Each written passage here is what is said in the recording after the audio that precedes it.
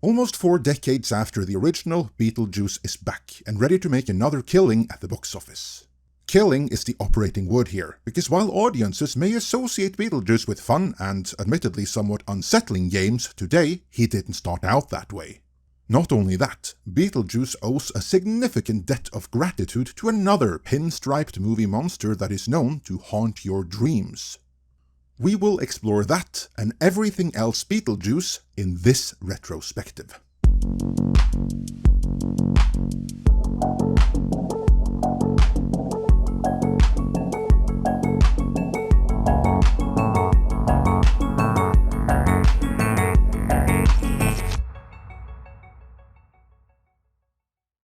When Beetlejuice was released in 1988, it wasn't just a movie, it was a phenomenon. It resonated with audiences young and old, tapped into our shared fascination with the afterlife and the unknown, a fascination that is driven by fear, which the movie played with as its humor was dark and subversive, appealing to those who like their comedy with a side of the macabre. Let's trace this Beetlejuice phenomenon back to its beginnings.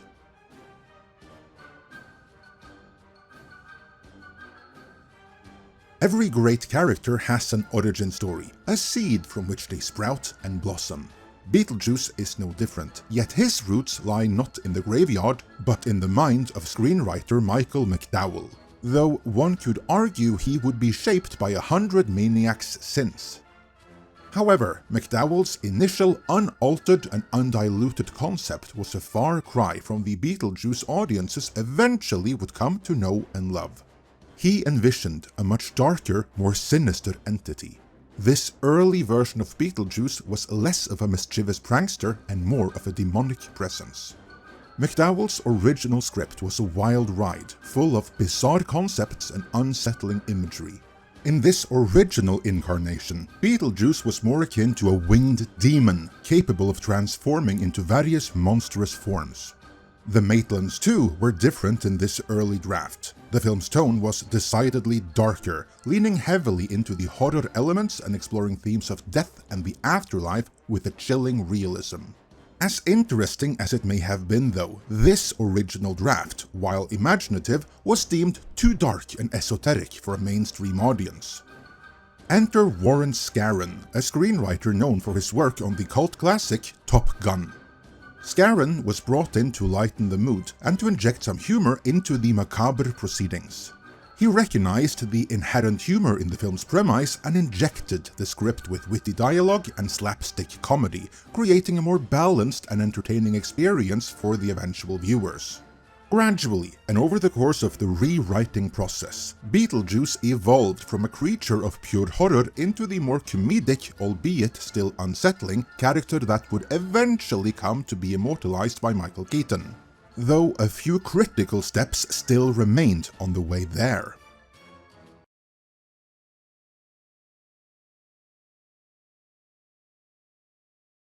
Given the rather unsettling direction, the studio's first choice for director was not Tim Burton. That came later. At this point in time, Tim Burton was not yet recognized as the master of the unsettling as he later would come to be, so for when the studio was looking for someone to bring Beetlejuice to life, their first choice was none other than horror maestro Wes Craven. Yes, that Wes Craven. He had already rocked Hollywood with A Nightmare on Elm Street, and seemingly forgetting that they themselves had retooled the script in a more comedic fashion, the studio approached Wes Craven, of all people, about directing Beetlejuice. And for a while there, it looked like he was going to. We obviously know today that he didn't, but while he was attached, he may have left an indelible mark on the project. Intrigued by the macabre premise, Craven saw potential in MacLeod's twisted tale, but he wanted to make it his own, and he evidently felt that Warren Scarron's script had wandered too far into the realm of the comedic. Craven envisioned a darker, more visceral Beetlejuice, one that leaned more heavily into the horror elements MacLeod initially had envisioned. Only Craven wanted to take it one step further. He wanted to explore the unsettling aspects of the afterlife and the raw fear of being trapped between worlds, and helping him crystallize his vision was Craven's chosen co-writer, Bruce Wagner. Obviously, Beetlejuice went through several different iterations from McDowell's original winged demon to Tim Burton's final version embodied by Michael Keaton. And so many years after the fact, it's difficult to credit exactly who came up with what. And sometimes even the involved will have different recollections about that. In light of Wes Craven's involvement though, it is difficult to miss the rather obvious similarities between the final version of Beetlejuice and Wes Craven's earlier creation, Freddy Krueger. Consider, Freddy Krueger was a shapeshifter, which is why Wes Craven wanted the striped red and green pattern to signal his presence, and he chose red and green because they are on opposite sides of the colored spectrum. This motif is repeated in Beetlejuice, with milder and less unsettling colors, more fitting something comedic, but still polar opposites in the colored spectrum. Also, like Freddy, Beetlejuice is a perverted murderer who likes them young. Consider, he wants to marry Lydia, and she's only 14. Furthermore, they can both travel across worlds and dimensions, and they like to torment the living. Also, at this point in the story development, Beetlejuice didn't want to just scare the Deeds away. No, he wanted to outright murder them.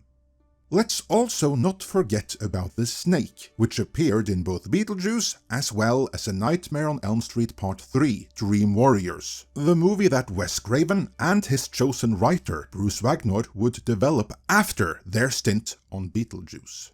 Because obviously, after seeing where Craven and Wagner were taking their version of Beetlejuice, the studio decided to move forward with many of their ideas, but in the more comedic direction they had decided on before approaching Wes Craven in the first place. Since the studio and Craven evidently didn't quite see eyes to eyes about which direction to go, they parted ways. But now armed with an even more evolved take on Beetlejuice, the hunt for a new director was on.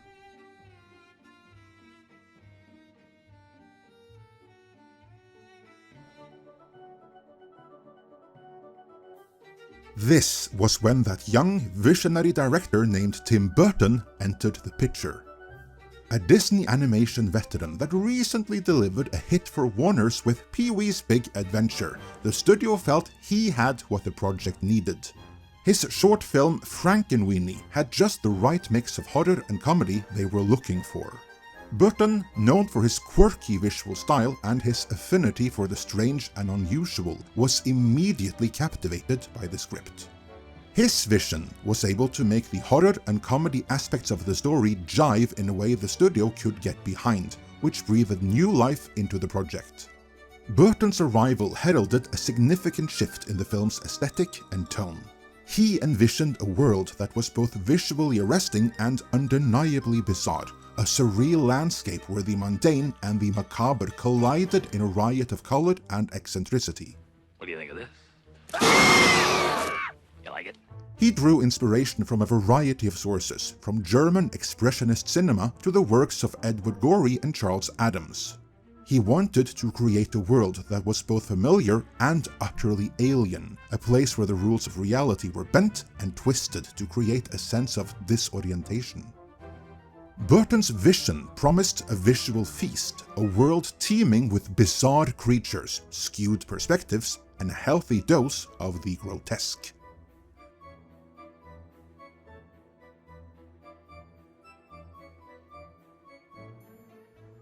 With Burton at the helm, the search for the perfect cast commenced.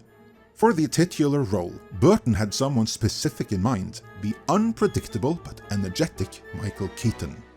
Keaton, known for his comedic timing and his ability to seamlessly shift between charming and manic, was initially hesitant. But Burton, with his persuasive charm and his infectious enthusiasm for the project, managed to convince Keaton to take a leap of faith and go all in on a movie that wasn't like any other.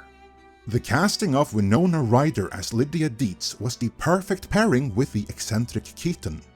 The rest of the cast was filled out with a mix of screen veterans and hot up-and-comers such as Gina Davis, Alec Baldwin, Catherine O'Hara, Jeffrey Jones, Glenn Shadix, and notable guest appearances by Robert Goulet and Dick Cavett.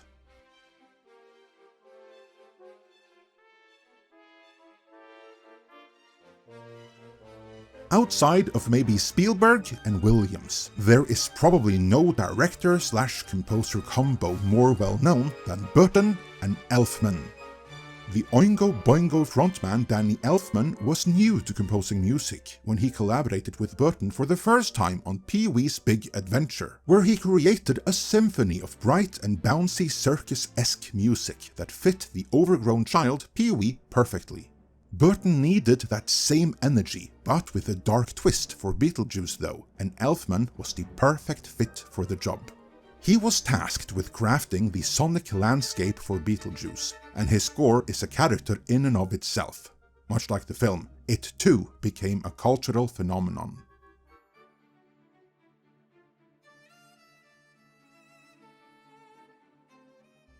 To bring his vision to life in all the glory technology could achieve at the time, Burton enlisted the talents of production designer Bo Welch and visual effects supervisor Richard Edlund. Welch created sets that were both over the top and unsettling, ranging from the Maitland's dilapidated house to the bureaucratic nightmare of the afterlife waiting room. The visual effects team built elaborate miniatures, crafted intricate puppets, and devised ingenious methods to create the illusion of the supernatural on screen, achieved with a combination of prosthetics, forced perspective, and a healthy dose of movie magic. These practical effects, often achieved on a shoestring budget, gave Beetlejuice a unique visual flair. They grounded the film's more fantastical elements in a tangible reality, creating a world that felt both familiar and utterly alien. It was a testament to the power of imagination and the artistry of practical effects wizardry. Groundbreaking for their time, the visual effects in Beetlejuice remain eye-catching to this day.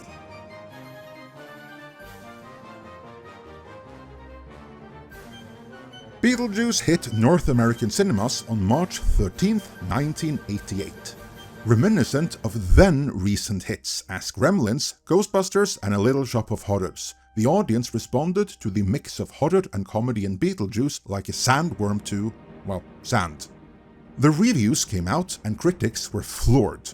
They called it inventive, hilarious, and visually stunning, a dark comedy about death and family. It was one of the top 10 biggest box office hits of 1988, raking in over $73 million domestically against a budget of only $15 million. The Academy also awarded Beetlejuice with the Oscar for Best Makeup, but the success of Beetlejuice wasn't just about box office numbers or awards, it was about reminding people that it's okay to laugh at the things that scare us. And Beetlejuice didn't just stay confined to the big screen.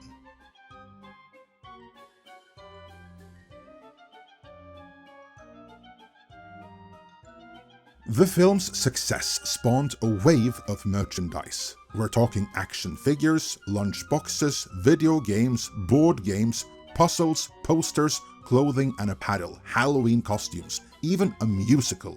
You name it, it had Beetlejuice's mug on it, including mugs. And then there was the animated series. Beetlejuice hit the small screen in 1989. Running for 4 seasons and introducing a whole new generation to the ghost with the most. The cartoon took on a life of its own, exploring Beetlejuice's adventures in the netherworld with Lydia as his reluctant best friend. But Beetlejuice's influence went far beyond merchandise and spin-offs. It infiltrated pop culture, inspiring everything from fashion trends to music.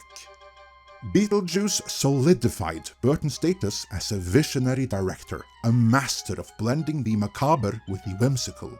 It also paved the way for a new wave of dark comedies, proving that audiences had an appetite for stories that were both funny and frightening. Beyond Beetlejuice, Burton would go on to direct Batman with his Beetlejuice star Michael Keaton donning the cowl and cape, and they would break records at the box office and beyond with the 1989 film and its sequel. Burton would also go on to bring us such classics as Edward Scissorhands. He would produce Nightmare Before Christmas and go beyond dark blockbusters with Ed Wood and Big Fish. In the past couple of decades though, Burton's resume hasn't exactly been anything to write home about, so his recent return to familiar stomping grounds may be just what Burton himself, as well as his fans, needed. But it was a long way there.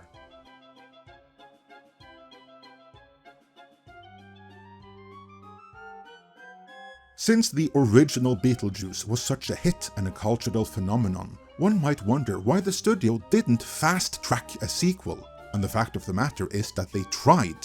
Beetlejuice simply had to wait while both Burton and Keaton were caught up in Batmania, which was an even bigger cultural phenomenon. In 1990 though, two different scripts representing two competing directions the franchise could take were commissioned. The first, Beetlejuice in Love, was penned by screenwriter Warren Scadden, who, as you will recall, was the one who added some comedy in his rewrite of the original script, before Wes Craven came aboard the project. In Scadden's sequel, Beetlejuice meets Leo, who tragically plummets to his death while proposing to his girlfriend, Julia, on the Eiffel Tower. When Leo enters the afterlife, Beetlejuice escapes to the world of the living and pursues Julia. Sadly, Scadden died shortly after turning in his first draft of the Beetlejuice in Love script, and it was never really followed up on, as Tim Burton wanted to go in another direction. Tim Burton instead hired Jonathan Gems, who a few years later would go on to write Mars Attacks for him, to write a potential Beetlejuice sequel titled Beetlejuice Goes Hawaiian, because he reportedly thought it would be funny to match the surfing backdrop of a beach movie with some sort of German expressionism, because they're such a mismatch. The story followed the Dietz family moving to Hawaii, where Charles is developing a resort. They soon discover that his company is building on the burial ground of an ancient Hawaiian kahuna. The spirit comes back from the afterlife to cause trouble, and Beetlejuice becomes a hero by winning a surf contest with magic.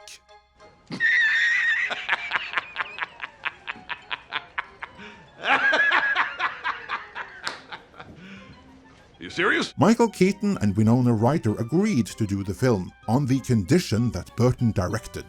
But alas, Batmania got in the way again, as both Burton as well as Keaton himself became occupied with Batman Returns in the very time frame when a possible Beetlejuice sequel had the most momentum. By the time Burton and Keaton's schedule freed up, that momentum was lost. The project saw a few more rewrites as it slowly descended into oblivion, where it would remain for more than a decade. Beetlejuice would show signs of life again in 2011, when Seth Grahame-Smith, who had worked with Burton on Dark Shadows, was assigned to bring the character back from the dead.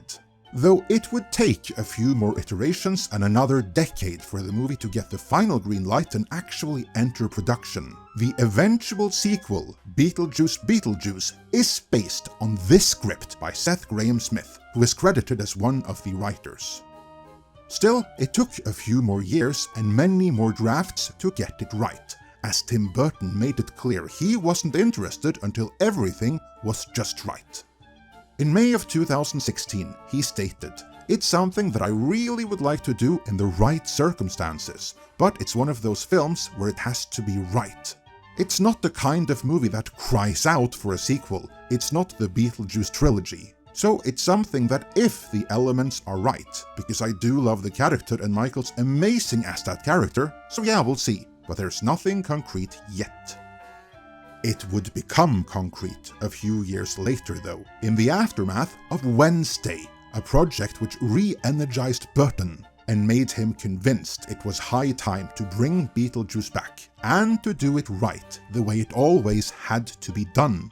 And to this end, Wednesday herself, Jenny Ortega, joined the cast alongside the returning Michael Keaton and Winona Ryder. With this cast, Beetlejuice Beetlejuice on paper appears to have the same things going for it as such recent revival successes as Top Gun Maverick and Cobra Kai. Will it deliver the goods in practice though? That is for you to decide. Are you planning on seeing Beetlejuice Beetlejuice? And if you have, what did you think about it? Be sure to let us know in the comments. And before you go, hit that like and subscribe if you haven't, so you don't miss out on other retrospectives, post-mortems, news, and updates about how this and other movies turned out and ended up performing in the end.